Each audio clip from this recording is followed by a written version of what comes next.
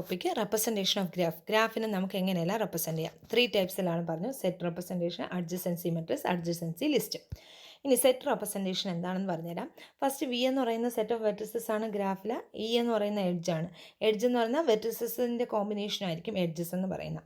നമുക്കിപ്പോൾ എഡ്ജിനെ സാധാരണ 3 രീതിയിൽ റെപ്രസെൻറ്റ് ചെയ്യാം. ഒന്നെന്ന് പറഞ്ഞാൽ എവിടെ നിന്ന് തുടങ്ങി എവിടം വരെ വരുന്നു. ഫോർ എക്സാമ്പിൾ പറയുകയാണെങ്കിൽ എയിൽ നിന്ന് തുടങ്ങി ബിയിലേക്ക് വരുന്നെങ്കിൽ എ കോമ ബി. ദെൻ അതിൽ തന്നെ ചിലതിൻ്റെ അകത്ത് വാല്യൂസ് പറഞ്ഞിരിക്കും, അതായത് അതിൻ്റെ വെയിറ്റ് പറഞ്ഞിരിക്കും. വെയിറ്റ് പറഞ്ഞിരുന്നാൽ ആ വെയിറ്റും കൂടെ എഴുതിയിട്ടായിരിക്കും നമ്മൾ എഴുതുന്നത്. ഓക്കെ, എക്സാമ്പിൾ പറയുമ്പോൾ മനസ്സിലാവും. എന്നുവെച്ചാൽ ഇപ്പോൾ ഇതൊരു വെയ്റ്റഡ് ഗ്രാഫ് അല്ലാത്തൊരു ഗ്രാഫാണ് ഞാനിവിടെ എഴുതിയിരിക്കുന്നത്. എൻ്റെ ഗ്രാഫിൻ്റെ പേരാണ് G1, അതുകൊണ്ടാണ് V ഓഫ് G1 എന്ന് എഴുതിയിരിക്കുന്നത്. ഓക്കെ, അല്ല വെറുതെ ആണെങ്കിൽ വെർട്ടിസസ് എഴുതാൻ നേരത്ത് വേണമെങ്കിൽ G ഓഫ് V എന്ന് എഴുതാം, V ഓഫ് G എന്നും എഴുതാം കേട്ടോ. ഇതെങ്ങനെ തിരിച്ച് ഇതിനെ നമുക്ക് തിരിച്ച് മറിച്ച് എഴുതാം. ഓക്കെ, ഇതിനെ മാറ്റി എങ്ങനെ വേണമെങ്കിലും എഴുതാം.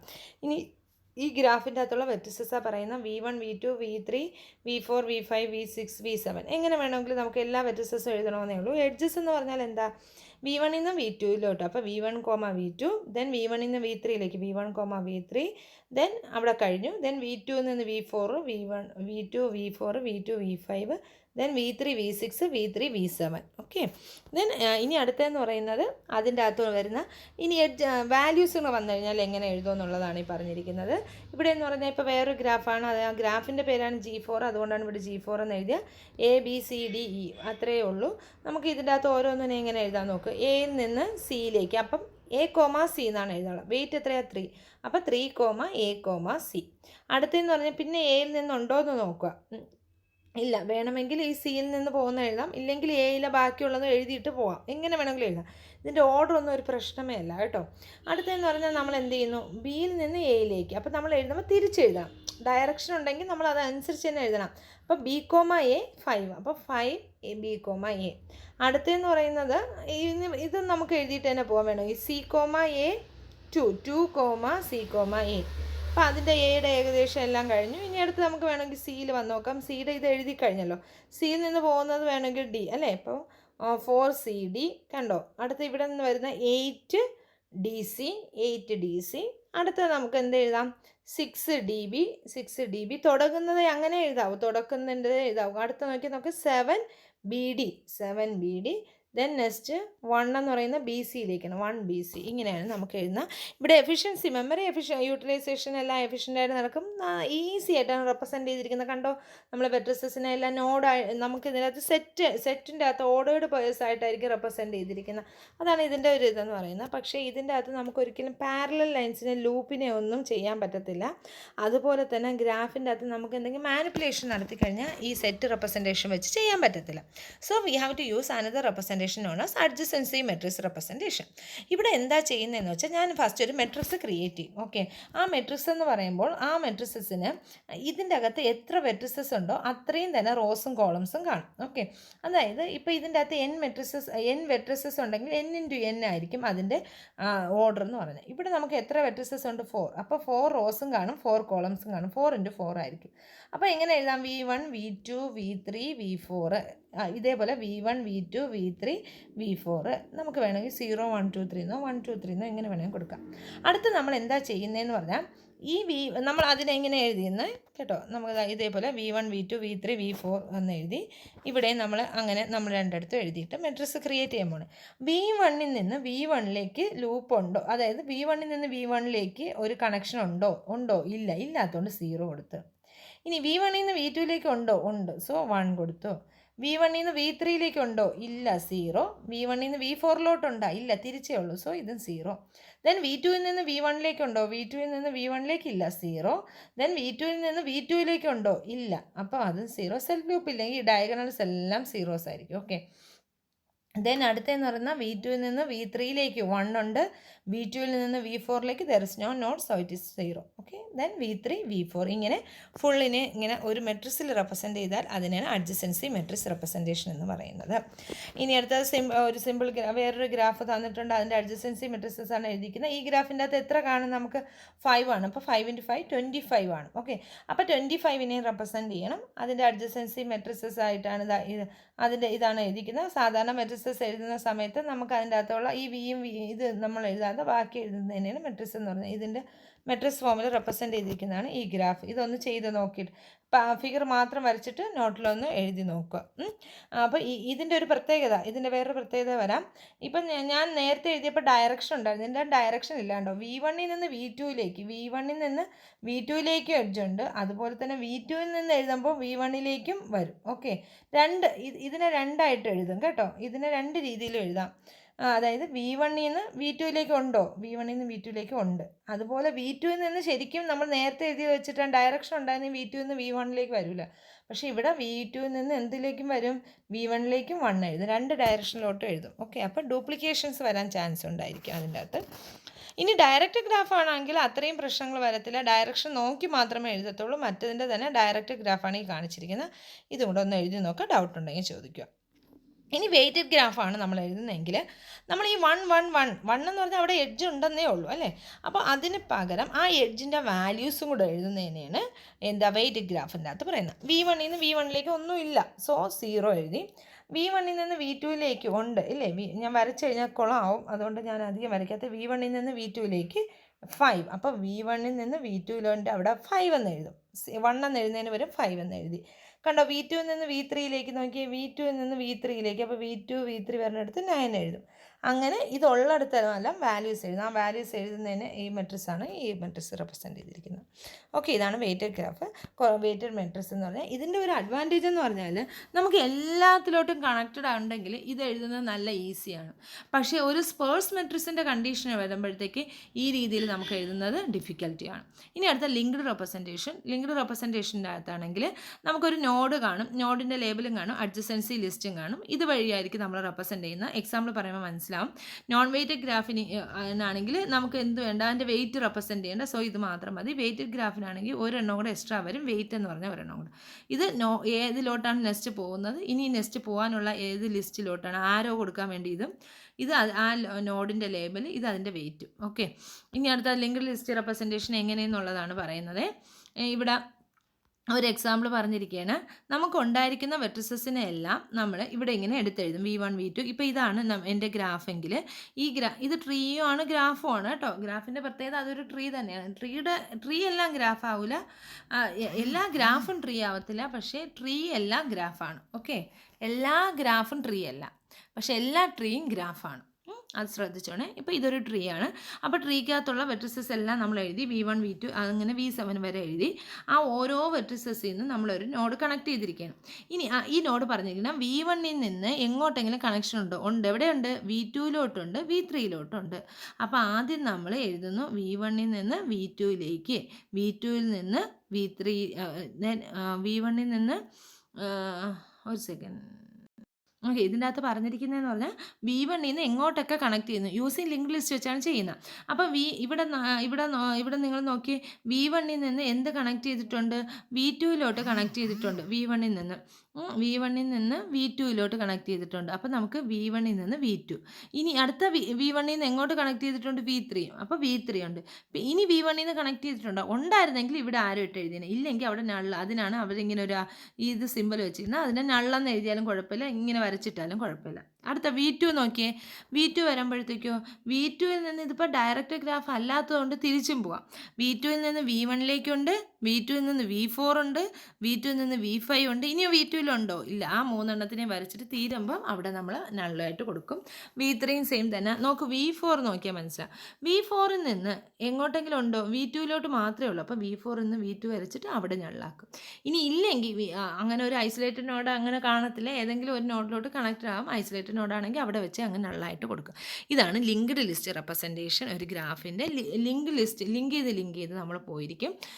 ഇപ്പോൾ വേറൊരു എക്സാമ്പിളാണ് ഈ പറഞ്ഞിരിക്കുന്നത്. V1 എന്ന് പറയുന്ന നോഡിൽ നിന്ന്, ഇപ്പോൾ ഇതിൻ്റെ അകത്താണെങ്കിൽ V1 എന്ന് പറയുന്ന നോഡിൽ നിന്ന് V2വും V3യും V4ൽ നിന്ന് നോക്കിയാൽ കുറച്ചും കൂടെ മനസ്സിലാവും. V4ൽ നിന്ന് ഏതൊക്കെ ഉണ്ട്? V2 V3 V1. അപ്പം V4ൽ നോക്കിയാൽ V2 V3 V1 കണ്ടോ, V1 അല്ല V7. Okay, V7. അങ്ങനെ എത്രത്തോളം ഉണ്ടോ അത്രത്തോളം നമ്മൾ ഈ ലിങ്ക് ഇങ്ങനെ പോകും. ഓക്കെ, ഇത് നമുക്ക് ശരിക്കും സ്പേഴ്സ് മെട്രിക്സ് റെപ്രസെൻറ്റ് ചെയ്യാനാണ് ഏറ്റവും എളുപ്പം കേട്ടോ. കാരണം അതിൻ്റെ അകത്ത് കുറച്ച് എലമെൻറ്റ്സ് മാത്രമല്ലേ ഉള്ളൂ. അപ്പോൾ നമുക്ക് കുഞ്ഞ് ലിസ്റ്റായിട്ട് തന്നെ കിട്ടും. ഇപ്പോൾ വേറൊരു എക്സാമ്പിൾ വെയ്റ്റഡ് ഗ്രാഫ് ആണെങ്കിൽ അതിന് നമ്മൾ പറഞ്ഞു നേരത്തെ ആണെങ്കിൽ നമുക്ക് രണ്ട് ഇത് മതി. ഇവിടെയാണെങ്കിൽ നമുക്ക് എന്ത് വേണം, 3 എണ്ണം വേണം. ഒരെണ്ണം ആ ഗ്രാഫിൻ്റെ എഡ്ജും കൂടെ പറയാം. സ്റ്റാർട്ടിങ്ങിൽ എല്ലാം നള്ളായിരിക്കും. ഓക്കെ, ഇവിടെ എങ്ങും ഒന്നും കാണത്തില്ല. എയിൽ നിന്ന് എങ്ങോട്ടൊക്കെ പോകുന്നുണ്ട്, ശരിക്കും പറഞ്ഞാൽ എയിൽ നിന്ന് സിയിലോട്ടേ പോകുന്നുള്ളൂ. അപ്പോൾ സിയിലോട്ട് നോഡിലോട്ട് മാത്രമേ പോകുന്നുള്ളൂ സി. പിന്നെ എയിൽ നിന്ന് ഒന്നും പോകാത്തതുകൊണ്ടാണ് ഇവിടെ നള്ളാക്കി വെച്ച് അതിൻ്റെ വെയിറ്റാണ് 3 എന്ന് എഴുതിയിരിക്കുന്നത്.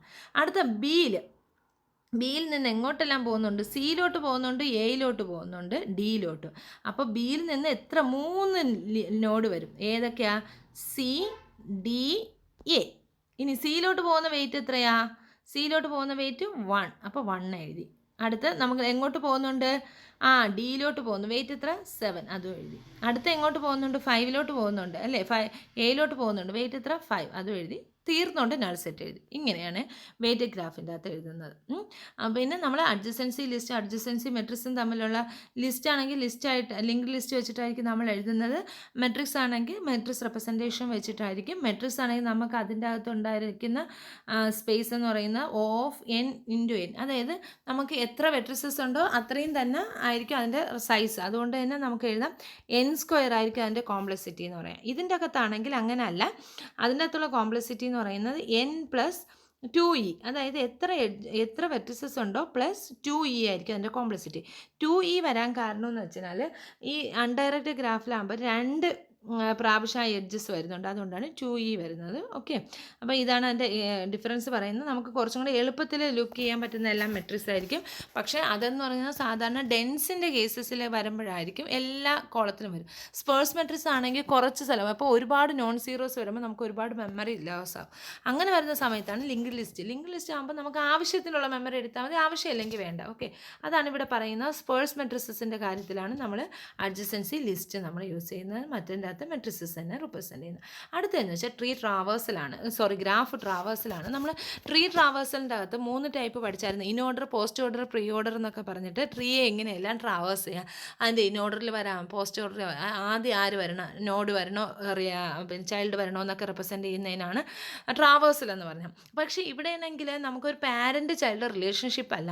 അതുകൊണ്ട് തന്നെ in order, pre order, post order എന്ന് പറഞ്ഞാൽ അതായത് റൂട്ടിന് ആദ്യം വരുന്നു, പാരൻ്റ് ആദ്യം വിളിക്കുന്നു, നടുക്ക് വിളിക്കുന്നു, അവസാനം വിളിക്കുന്നു എന്നൊരു കൺസെപ്റ്റ് നമുക്ക് ഇതിനകത്ത് പറയാൻ പറ്റത്തില്ല. അപ്പം അങ്ങനെ വരുന്ന സമയത്ത് ഇത് പാരൻറ്റോ ചൈൽഡോ അങ്ങനെയല്ല, എല്ലാവരും ഒരേപോലെ. നമ്മളിപ്പോൾ ട്രിവാൻഡ്രത്ത് നിന്ന് കൊല്ലത്തേക്ക് പോകുന്നു എന്ന് പറഞ്ഞുകൊണ്ട് ട്രിവാൻഡ്രം പാരൻറ്റും കൊല്ലം ഒരിക്കലും ചൈൽഡ് ആവുന്നില്ല. അത് ആ ഒരു ലിങ്കാണ് നമുക്ക് ആവശ്യം വരുന്നത്. അപ്പോൾ അതിന് വേണ്ടി ട്രാവേഴ്സലിൻ്റെ ഒരു എക്സാമ്പിൾ, ട്രാവേഴ്സിൻ്റെ അകത്ത് വരുന്നതെന്ന് പറഞ്ഞാൽ എല്ലാ നോഡിനെയും വിസിറ്റ് ചെയ്യുക എന്ന് വെച്ചാൽ ട്രാവേഴ്സിൻ്റെ മീനിങ് ഇത് തന്നെ, എല്ലാ നോഡിനെയും വിസിറ്റ് ചെയ്യുക. Visiting all the vertices in a ഗ്രാഫാണ്. ഇനി അതെങ്ങനെയെല്ലാം വിസിറ്റ് ചെയ്യാം? 2 ടൈപ്സിൽ ഉണ്ടാകുന്നുണ്ട്. ഒന്നാണ് ഡെപ്ത് ഫസ്റ്റ് സെർച്ച്, മറ്റേ breadth first search. Okay, important ആയിട്ടുള്ള 2 ടോപ്പിക്കാണ് DFS എന്നും BFS എന്നും പറയും. എന്താ DFS, എന്താ BFS എന്നുള്ളത് ആദ്യം ചെറിയൊരു കൺസെപ്റ്റ് പറഞ്ഞുതരാം. പിന്നെ അത് എങ്ങനെ ഇംപ്ലിമെൻറ്റ് ചെയ്യുന്നത്, പിന്നെ അതിൻ്റെ അൽഗോരിതം. 3 എണ്ണം പഠിക്കണം. കൺസെപ്റ്റ്, ഇംപ്ലിമെൻറ്റേഷൻ, അൽഗോരിതവും പഠിക്കണം. ഓക്കെ, ഇതിലിപ്പോൾ ആദ്യം ഡെപ്ത് ഫസ്റ്റ് സെർച്ച് എങ്ങനെയാണെന്ന് പറയാം. ഞാനിപ്പോൾ ഒരു ചെറിയൊരു ഗ്രാഫ് വരച്ചിരിക്കുകയാണ്. ഇത് ഗ്രാഫ് എന്നും പറയാം, ട്രീ എന്നും പറയാം. ഇപ്പം ഞാനിതിനെ ഗ്രാഫ് എന്ന് പറയണം. ഈ ഗ്രാഫ് എങ്ങനെയാണ് ഡെപ്ത് ഫസ്റ്റ് സെർച്ച് ചെയ്യുന്നത്? ഡെപ്ത് ഫസ്റ്റ് സെർച്ച് എന്ന് പറഞ്ഞാൽ ഫസ്റ്റ് നമ്മൾ ഏതെങ്കിലും ഒരു നോഡ് എടുക്കും. ഓക്കെ, ഒരു സോഴ്സ് നോഡ് പറഞ്ഞിരിക്കും, ഇല്ലെങ്കിൽ നമ്മൾ തന്നെ ഏതെങ്കിലും ഒരു നോഡിനെ സ്റ്റാർട്ടിങ് നോഡായിട്ട് എടുത്തു. ഇപ്പം ഞാനൊരു എക്സാമ്പിൾ 1 എന്ന് പറയുന്നതിനാണ് എന്നെ സ്റ്റാർട്ടിങ് നോഡ് എടുത്ത് ഡെപ്ത് ഫസ്റ്റാണ് ചെയ്യുന്നത്. DFS ആണ് ഞാൻ ചെയ്യുന്നത്. DFSൽ എന്താ ചെയ്യുന്നതെന്ന് പറഞ്ഞാൽ ഫസ്റ്റ് ഒരു നോഡ് എടുത്തു 1. ഓക്കെ, അതിൻ്റെ അഡ്ജസൻസി വരുന്ന നോഡ് എടുക്കും. അപ്പം അതിൻ്റെ അഡ്ജസൻസി എന്ന് പറഞ്ഞാൽ അതിൽ നിന്ന് വെർട്ടിസസ് വരുന്ന 2ലോട്ടുണ്ട്, 3ലോട്ടുണ്ട്. ഇഷ്ടമുള്ളത് ഒരെണ്ണം എടുക്കാം. ഓക്കെ, ഞാനിപ്പോൾ 2ലോട്ട് എടുത്തെന്ന് വെച്ചോ. അപ്പം ഞാൻ 2 എഴുതി. ഓക്കെ, ദെൻ അത് കഴിഞ്ഞാൽ 2ൽ നിന്ന് വരുന്ന ആരൊക്കെയുണ്ടോ അവരെ എടുക്കുക. 2ൽ നിന്ന് ആരൊക്കെയുണ്ട്? 4 ഉണ്ട്, 5 ഉണ്ട്. ഇഷ്ടമുള്ളത് എഴുതാം. ഞാനിപ്പോൾ 4 എഴുതി. ഇനി 4ൽ നിന്നുണ്ടെങ്കിൽ അത് എഴുതാം, ഇല്ലെങ്കിൽ തിരിച്ച് വീണ്ടും 2ലേക്ക് വരിക.